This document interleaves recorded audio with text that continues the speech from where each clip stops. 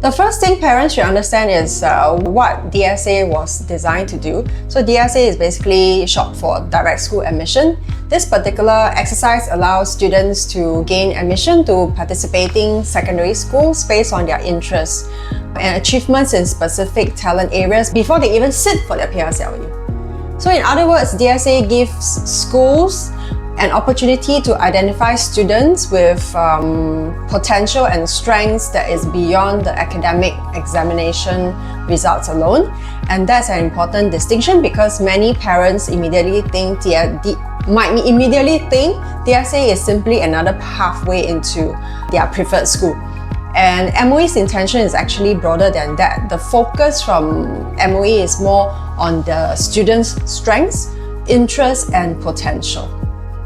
I guess from here what I'll do is that I'll share my own personal observations because MOE does provide a framework specifically for DSA, and what I observed from working with students and families through all the years is that the strongest DSA journeys often start with the child rather than asking purely about what school is best for him.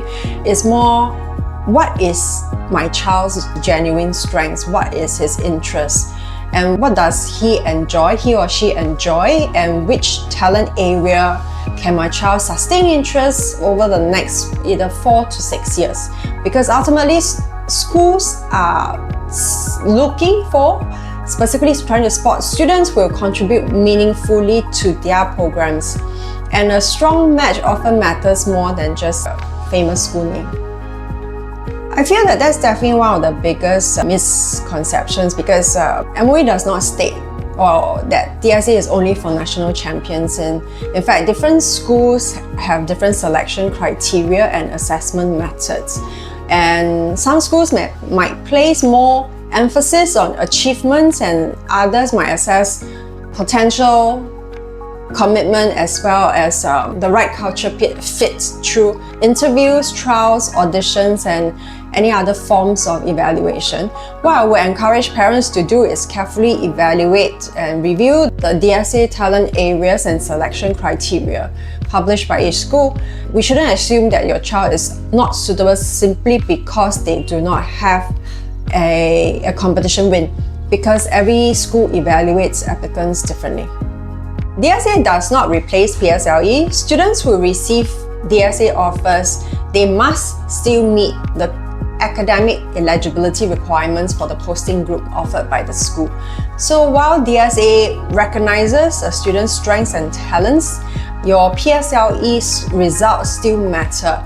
So it shouldn't be viewed as an alternative to preparing seriously for PSLE. The two actually go hand in hand. So this is something that every family should be aware of.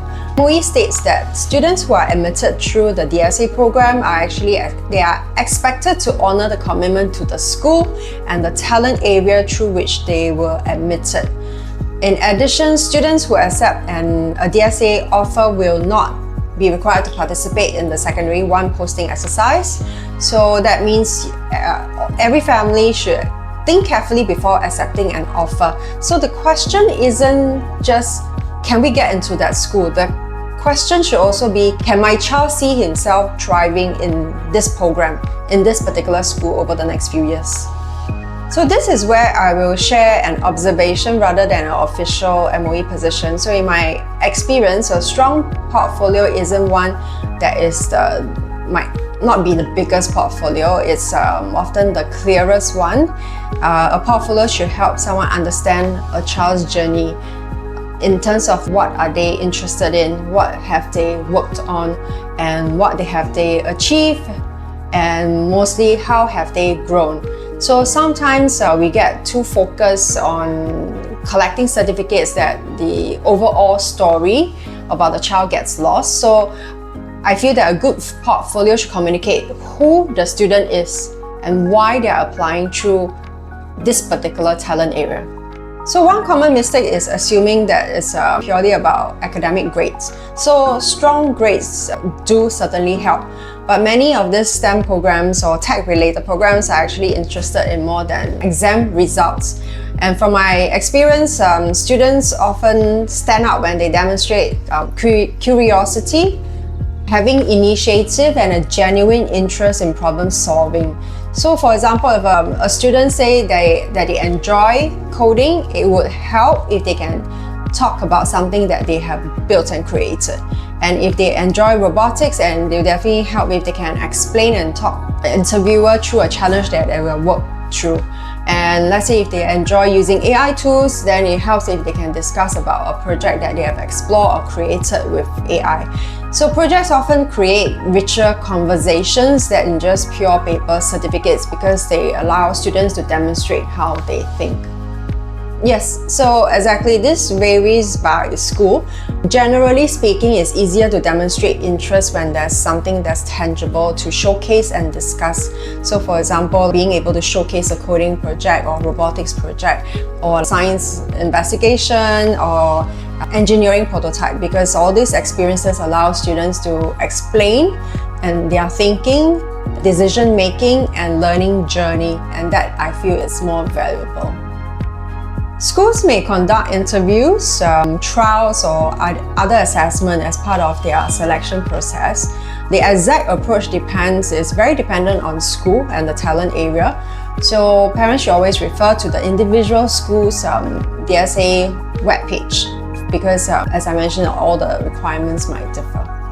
So one thing I noticed is that some students might become overly focused on giving or memorizing the perfect answer. So what often leaves behind a stronger impression is the genuine enthusiasm and passion, because students who can explain why they enjoy a particular activity, what they have learned, and verbalize the challenges that they have overcome, these conversations and definitely feels would be more authentic. And students, schools are basically trying to understand the student, to understand the person behind all these achievements.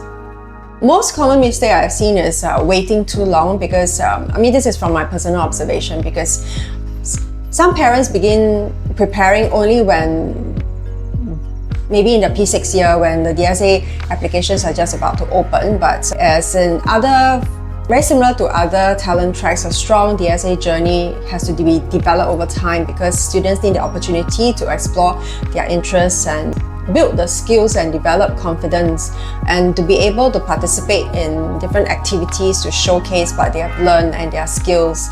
And I feel that, definitely these things do not happen overnight. They have to have a long runway to be able to prepare for a DSA journey. I will give them opportunities to build, create, explore and experiment. If a child enjoys coding, let them build projects related to coding. And if they enjoy robotics, let them solve engineering challenges. If they are curious about AI tools, let them explore applications or AI tools that is age appropriate. And the goal isn't to create a very impressive portfolio overnight. The goal is to help the child discover what genuinely interests them, because that is very hard to fake. And over time, that interest often becomes one of the biggest foundation for a strong DSA application. One thing every parent should remember is that DSA is not simply about getting into one particular school. It's about finding the right environment for the child to continue developing their interests and their strengths. So I will start with the child, understand what's their interests and what's their passion, and we help them develop and how to help them grow. And then look for those schools and programs that offers those opportunities for your child to align with those strengths. And when that exists, the DSA journey often becomes much more meaningful for everyone involved. And I would definitely also strongly encourage that you attend the school open houses, because you get an understanding of the school environment and then get them to interact with the seniors who are already in the school as well as the school teachers.